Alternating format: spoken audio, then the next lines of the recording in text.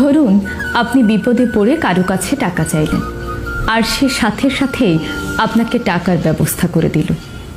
তার মানে কিন্তু এই নয় সে আপনার জন্য অলস টাকা নিয়ে বসেছিল।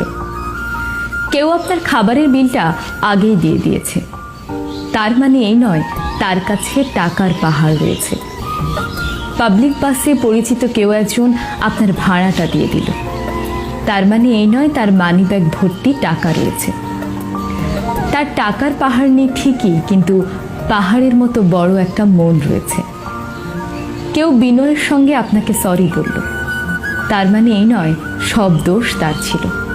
হতে পারে তার দোষ ছিলই না, কিংবা আপনারও কিছুটা দোষ ছিল, কিন্তু শুধু শুধু ঝগড়া করে সুন্দর সম্পর্কটাকে নষ্ট করতে চায় না বলেই হয়তো সে আগে থেকেই সরি বলেছে।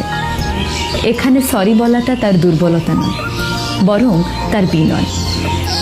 কেউ আপনার সব কথা মেনে নেয়, তার মানে এই নয় আপনার সব কথাই যৌক্তিক। সে আপনাকে হয়তো প্রচণ্ড ভালোবাসে দেখেই আপনার যৌক্তিক অযৌক্তিক সব কথা মেনে নেয়। সব কথার জবাব সবাই মুখে দেয় না, কেউ কেউ সময়ের ওপর ছেড়ে দেয়, কেউ বা মুচকি হেসে চলে যায়। তার হাসির মানে এই নয় আপনার কথায় সে খুশি হয়েছে। যার নামে মিথ্যে মিথ্যে বাজে কথা বানিয়ে বললেন, সে আপনার কথার প্রতিবাদ করেনি, তার মানে এই না আপনি যা বলেছেন তাই সত্য। বরং সেই মানুষটার নিজের প্রতি সম্মানটা অনেক বেশি, তাই সে আপনার নোংরা কথার জবাব দিয়ে আপনার সঙ্গে তর্কে জড়াতে চায়নি। কেউ আপনাকে ক্ষমা করে দিয়েছে, তার মানে এই না আপনার অপরাধটা ছোট ছিল।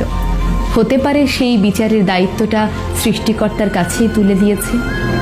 মাঝে মাঝে প্রতিশোধ না নেওয়াটাই অনেক বড়